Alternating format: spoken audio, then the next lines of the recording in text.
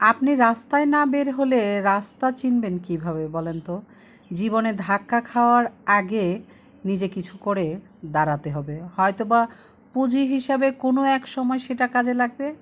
আসসালামু আলাইকুম, সবাই কেমন আছেন? আমি আলহামদুলিল্লাহ খুব ভালো আছি।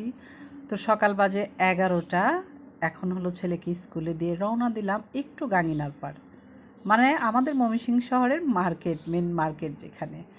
একা একাই চলে যাচ্ছি, কারণ আজকে স্কুলে কোনো বান্ধবী আসে নাই, তাই মনটা খারাপ। কারণ একা একা বসে থাকা ভীষণ কষ্টের। সঙ্গী ছাড়া মানুষ কি একা থাকতে পারে? অবশ্যই না। আমারও এই অবস্থা, কী আর করার। তো গাঙ্গিনাপাড়ে অল্প একটু কাজ ছিল, ভাবলাম যেহেতু আজকে বান্ধবীরা আসে নাই, তেই তো অলস সময়টা একটু কাজে লাগিয়ে ফেলি। গাঙ্গিনাপাড় থেকে ঘুরে চলে গেলাম বান্ধবীর বাসায়। ওই যে সঙ্গী ছাড়া সময় কাটানো অসম্ভব।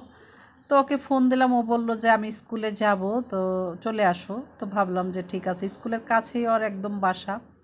তো চলে গেলাম। দেখেন, মানুষ বলে মেয়েরা নাকি অযথা টাকা খরচ করে। এটা কোনো কথা বলেন তো? মেয়েরাই তো সংসারটাকে গুছিয়ে রাখে, আগলে রাখে সবাইকে। এটার আজকে প্রমাণ দিই। দেখেন, আমার বান্ধবী এত শৌখিন, কি বলবো, ওর শো পিস খুবই ভাল লাগে। ও মার্কেটে যখনই আমরা যাই, মানে শো পিস দেখলে ও অজ্ঞান হয়ে যায়, তার শো পিস লাগবেই। ওর পুরা ঘরে হলো শো পিস।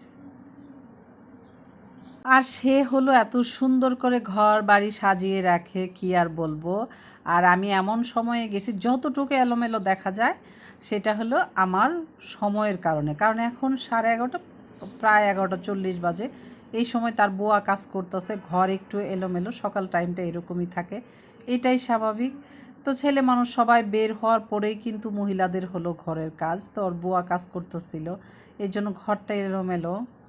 তো দুই বান্ধবী বসে বসে একটু চা খেয়ে নিলাম।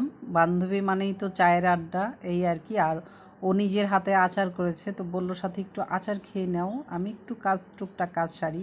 তো দুইজনে চা খেলাম, তারপরে আমি বসে বসে আচার খেলাম।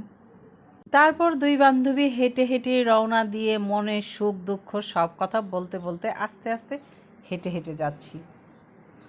আর অন্য যে বান্ধবীরা আছে তারা দেখে তো আজ জ্বলবে, কারণ আমরা দুজনেই যেহেতু আজকে অনেকটা সময় কাটাইছি, সবাই যেহেতু ছুটির সময়ে আসবে। তো আজকের ভিডিওটা এ পর্যন্তই শেষ করে দিচ্ছি। আর হ্যাঁ, কে কোথায় থেকে ভিডিওটা দেখছেন কমেন্ট করে জানাবেন।